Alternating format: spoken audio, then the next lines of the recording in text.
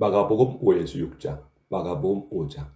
예수님의 일행은 바다 건너편 거라사 지방에 이르렀다. 예수님이 배에서 내리시자 귀신 들린 사람이 무덤 사이에서 나와 예수님과 마주치게 되었다. 그는 공동 묘지에서 살고 있었는데 아무도 그를 묶어둘 수가 없고 쇠사슬마저 소용이 없었다. 그는 여러 번 쇠고랑과 쇠살에 묶였으나 그것들을 끊고 부수어 아무도 그의 힘을 당해내지 못하였다. 그는 밤낮 공동묘지와 산속을 돌아다니며 소리를 지르고 돌로 제 몸을 해치고 하였다. 그가 멀리서 예수님을 보고 뛰어와 절하며 큰 소리로 가장 높으신 하나님의 아들 예수님, 내가 당신과 무슨 상관이 있습니까? 부탁드립니다. 제발 나를 괴롭히지 마십시오 하고 외쳤다. 이것은 예수님이 그에게 도른 귀신아 그 사람에게서 나오느라 하고 명령하셨기 때문이었다. 예수님이 그에게 네 이름이 무엇이냐 하고 물으시자 그는 군대입니다.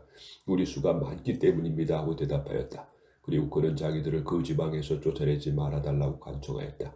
마침 그곳 산기슭에 많은 돼지떼가 풀을 먹고 있었다. 귀신들은 예수님께 우리를 돼지떼에게 보내 그 속에 들어가게 해주십시오 하고 간청하였다. 예수님이 허락하시자 더러운 귀신들이 나와 돼지떼 속으로 들어갔는데 거의 2,000마리나 되는 돼지떼가 가파른 비탈로 내리달려 바다에 빠져 죽고 말았다. 돼지를 치던 자들이 도망하여 읍내와 촌에 이를 전하자 사람들이 일어나 이를 보려고 모여들었다. 그들은 전에 군대 귀신 들렸던 사람이 옷을 입고 맑은 정신으로 예수님 앞에 앉아 있는 것을 보고 두려워하였다. 그 일을 지켜본 사람들이 귀신 들렸던 사람과 뒤때에 일어난 일을 그들에게 이야기하자 그들이 예수님께 그 지방을 떠나달라고 간청하였다. 예수님 배에 오르실 때 귀신 들렸던 사람이 같이 가게 해달라고 간청하였으나 예수님은 허락하지 않으시고 그에게 어서 집으로 돌아가 주님께서 행하신 큰 일과 어떻게 너를 불쌍히 여기시는가를 가족들에게 알려라 하고 말씀하셨다. 그가 또 가서 예수님이 자기에게 행하신 큰 일을 데가볼리 지방에 알리자 듣는 사람들이 모두 신기하게 여겼다. 예수님은 배를 타고 다시 건너편으로 돌아오셨다. 많은 군중들이 바닷가에 계시는 예수님께 모여들었다. 그때 야이로라는 희당장이 와서 예수님 발 앞에 엎드려 제 어린 딸이 죽어갑니다. 제발 오셔서 손을 얹어 살려주십시오 하고 간청하였다. 예수님이 그를 따라가시자 많은 사람들이 뒤따라가며 서로 밀쳤다. 군중 가운데 12년 동안 피를 흘리던 앓던 한 여자가 있었다. 그녀는 많은 의사들을 찾아다니며 치료를 받느라고 무척 고생하였고 있던 재산도 다 허비하였으나 나아지기는커녕 오히려 병만 더 악화되었다. 마침 그녀는 예수님의 소문을 듣고 궁중 틈에 기어가다가 뒤에서 예수님의 옷자락을 만졌다. 그 여자는 예수님의 옷만 만져도 자기 병이 나을 것이라고 생각했던 것이다. 예수님의 옷자락을 만지는 순간 즉시 피가 멎었고 그녀는 병이 나을 것을 느꼈다. 예수님은 곧 능력이 자기에게서 나간 것을 아시고 돌아보시면 누가 내 옷을 만졌느냐 하고 물으셨다.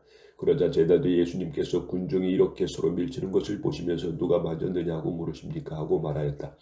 그러나 누가 옷을 만졌는지 알아보려고 예수님이 둘러보시자 그 여자는 자기에게 이러한 일을 알고 두려워 떨며 예수님 앞에 와서 엎드려 사실대로 말했다. 그래서 예수님은 그 여자에게 딸아 네 믿음이 너를 낫게 하였다. 평안히 가거라. 그리고 질병에서 해방되어 건강하여라 하고 말씀하셨다. 예수님이 아직 말씀하고 계실 때 희당장의 집에서 온 사람들이 따님이 죽었습니다. 어째서 선생님을 더 괴롭히십니까 하였다. 예수님은 곁에서 그 말을 들으시고 희당장에게 두려워 말고 믿기만 하라 하셨다. 예수님은 베드로와 야고보와 그의 동생 요한 외에는 아무도 따라오지 못하게 하시고 그들과 함께 희당장의 집으로 갔다. 웅성거리는 가운데 사람들이 울며 몹시 통곡하고 있는 것을 보시고 예수님은 안으로 들어가 어째서 소란스럽게 우느냐 그 아이는 죽은 것이 아니라 자고 있다고 말씀하셨다. 그러나 그들은 예수님을 비웃었다. 예수님은 사람들을 다 보낸 후 소녀의 부모와 데리고 간 제들과 함께 소녀가 있는 방에 들어가셨다. 예수님은 소녀의 손을 잡고 달리다고 하셨는데 이 말을 소녀가 내가 너에게 말한다. 일어나라는 뜻이었다. 그러자 12살 된 그 소녀는 곧 일어나 걸어다녔다. 이것을 지켜본 사람들은 너무 놀라 정신이 하나도 없었다. 예수님은 이 일을 아무에게도 알리지 못하게 하셨다. 단단히 주의시킨 후 소년에게 먹을 것을 주라고 말씀하셨다. 마가복음 6장. 예수님이 그곳을 떠나 고향으로 가시자 제자들이 따라갔다. 안식일이 되어 예수님은 희당장에서 가르치셨다. 많은 사람들이 듣고 놀라며 이렇게 말하였다. 저 사람이 이 모든 것을 어디에서 얻었을까? 저 사람이 이런 지혜와 놀라운 힘이 어떻게 해서 생긴 것이냐? 저 사람은 마리아의 아들 목수며 야고보와 요셉과 유다와 시몬의 형제가 아니냐? 저 사람의 누이 동생은 우리와 함께 여기 있지 않느냐? 그러고서 그들은 예수님을 배척하였다. 예수님은 예언자가 고향과 친척과 자기 집에서 존경을 받지 못한다 하시고 거기서는 아무 기적도 베풀 수 없어서 병자 몇 사람에게만 손을 얹어 고쳐주셨다. 예수님은 그들이 자기를 믿지 않는 것을 보고 놀라시지 않을 수 없었다. 그 후 예수님은 여러 마을을 다니며 가르치셨다. 그리고 예수님은 12제자를 불러 둘씩 짝지어 보내시며 더러운 귀신을 쫓아내는 권능을 주시고 그들에게 이렇게 명령하셨다. 여행하는데 필요한 지팡이 외에는 아무것도 가지고 가지 말아라. 식량이나 가방이나 돈도 가지고 가지 말고 신발만 신고 여러분의 옷도 껴입지 말아라. 예수님은 다시 말씀하셨다. 어느 마을에 들어가든지 거기서 떠날 때까지 너희는 한 집에서 머물러라. 어느 곳에든지 사람들이 너희를 영접하지 않고 너희 말도 듣지 않거든 그곳을 떠날 때 신발을 묻은 먼지를 털어 그들에 대한 증거를 삼아라. 그래서 제자는 나가서 희게하라고 전도하며 많은 귀신을 쫓아내고 여러 병자에게 기름을 발라 고쳐주었다. 예수님은 소문이 널리 퍼져 마침내 헤롯의 귀에까지 들어갔다. 사람들은 죽은 세례 요한이 다시 살아났다. 그래서 그가 기적을 행하는 이러한 일을 소유하게 되었다고 말하였다. 어떤 사람은 그를 엘리야라고 말하고 또 어떤 사람은 옛날의 예언자와 같은 분이라고 하였으나 헤롯은 듣고 내가 목 베어 죽인 요한이 다시 살아났다 하였다. 헤롯은 전에 자기 동생 빌립 아내에게 헤로디아 결혼한 일로 요한을 잡아 가둔 일이 있었다. 그것은 요한이 헤롯에게 동생의 아내와 결혼한 것은 잘못입니다 하고 말했기 때문이었다. 그래서 헤로디아는 요한에게 양심을 품고 그를 죽이려 하였으나 헤롯이 요한을 의롭게 거룩한 사람으로 여겨 두려워하며 보호하기 때문에 뜻을 이루지 못하였다. 헤롯은 요한의 말을 들을 때 몹시 괴로워하면서 그의 말을 즐겨 듣곤 하였다. 마침 헤로디아에게 좋은 기회가 왔다. 헤롯이 자기 생일에 고관들과 고위 군 지관들과 갈릴리의 귀빈들을 초대하여 잔치를 베풀었다. 그 자리에 헤로디아의 딸이 들어와 춤을 추어서 헤롯과 참석한 사람들을 즐겁게 하자 왕은 소녀에게 네 소원이 무엇인지 말해보아라. 내 나라의 절반에도 주겠다 하고 약속하였다. 소녀가 나가서 자기 어머니에게 무엇을 요구할까요 하고 묻자 그녀는 세례 요한의 머리를 달라고 하여라 하고 대답하였다. 그래서 소녀는 급히 왕에게 가서 세례 요한의 머리를 쟁반에 담아 지금 곧 제게 주십시오 하였다. 왕은 몹시 괴로워하면서 자기가 한 약속과 잔치자리에 앉아있는 손님들 때문에 소녀의 요구를 거절하고 싶지 않았다. 왕이 즉시 사형 집행인을 보내며 요한의 목을 베어오라고 명령하자 그는 감옥에 가서 요한의 목을 베어 그 머리를 쟁반에 담아다가 소녀에게 주었으며 소녀는 그것을 자기 어머니에게 갖다 주었다. 요한의 제자는 이 소식을 듣고 시체를 가져다가 장사했다. 한편 사도들이 돌아와 자기들이 행하고 가르친 모든 일을 예수님께 보고하였다. 그때 예수님은 그들에게 외딴 곳으로 같이 가서 잠시 쉬도록 하자 하고 말씀하셨다. 이것은 오고 가는 사람이 너무 많아 식사할 겨를이 없었기 때문이었다. 그래서 예수님의 일행은 배를 타고 조용한 곳으로 떠났다. 그러나 그들이 떠나는 것을 본 많은 사람들이 예수님의 일행인 줄 알고 여러 마을에서 나와 육로로 달려가 그곳에 먼저 도착하였다.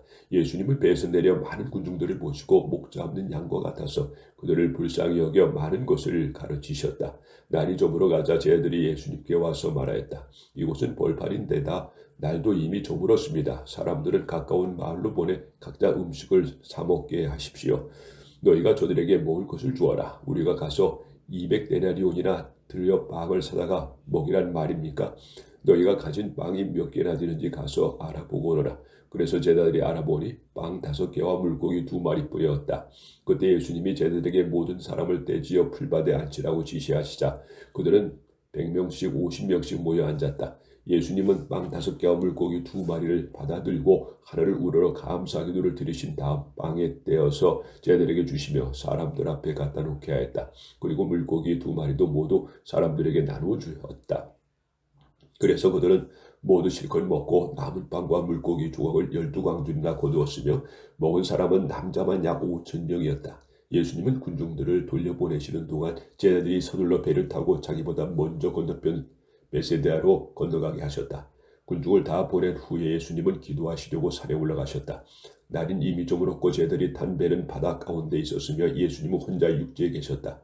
바람이 휘몰아치므로 제자들이 노를 저었느라 애쓰는 것을 보신 예수님은 새벽 4시쯤 바다 위에 걸어서 제자들에게 오시다가 그대로 지나가시려 하셨다. 그때 바다 위를 걸어오시는 예수님을 보고서 제자들은 유령인 줄 알고 모두 놀라 소리를 질렀다. 그래서 예수님이 즉시 그들에게 나다 무서워하지 말고 안심하여라 하면서 그들이 탄 배에 오르시자 곧 바람이 그쳤다. 제자는 너무 놀라 어쩔 줄 몰랐다. 이것은 그들이 방에 대한 기적을 깨닫지 못하고 오히려 마음이 둔해졌기 때문이었다. 그들은 바다를 건너 게네사렛 땅에 이르렀다. 사람들은 배에 내리는 예수님을 금방 알아보고 온 지방으로 뛰어다니며 병자들을 자리에 누인 채로 예수님이 계신 곳에 데려왔다. 또 사람들은 예수님이 이르시는 곳마다 병자들을 길거리에 데려다 놓고 예수님의 옷자락이라도 만지게 해달라고 간청하였으며 만진 사람은 모두 나았다.